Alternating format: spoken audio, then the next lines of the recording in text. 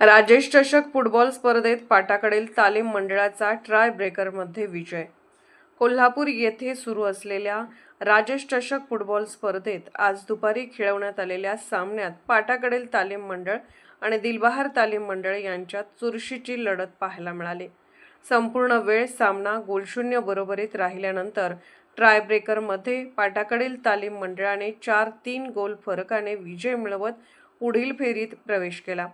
सामन्याच्या पूर्वार्धात पाटाकडील तालीम मंडळाकडून अनिश काजीर, ओंकार मोरे, ऋषिकेश मेते पाटील, रोमारियो, नबी खान आणि अक्षय पायमल यांनी उत्कृष्ट चाली रचत दिलबहार तालीमच्या गोल पोस्टवर आक्रमणाचा धडाका लावला।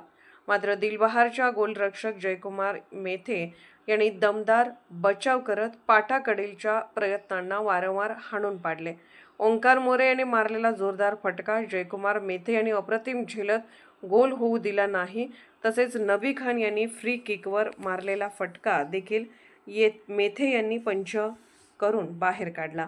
दिलबहार तालीम मंडळाकडून प्रथम भोसले, फेबिन, स्वयं साळुंखे, संकेत व्यसनेकर आणि माणिक पाटील यांनी आक्रमक खेळ करत प्रत्युत्तर देण्याचा प्रयत्न केला, मात्र त्यांनाही गोल करण्यात यश आले नाही।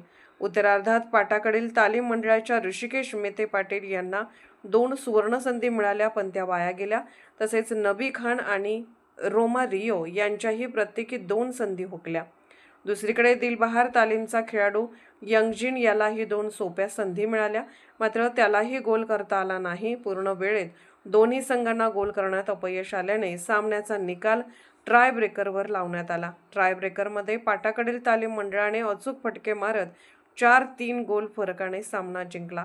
या सामन्यात उत्कृष्ट गोलरक्षण करत संघाच्या विजयात मोलाचा वाटा उचलणाऱ्या पाटाकडील तालीम मंडळाच्या गोलकीपर अमर गवळी यांना सामनावीर पुरस्कार देऊन गौरवण्यात आले। दरम्यान उद्या होणाऱ्या सेमीफायनल सामन्यात श्री शिवाजी तरुण मंडळ आणि खंडोबा तालीम मंडळ हे संघ आमने सामने येणार असून या सामन्याकडे फुटबॉल प्रेमींचे लक्ष लागले आहे।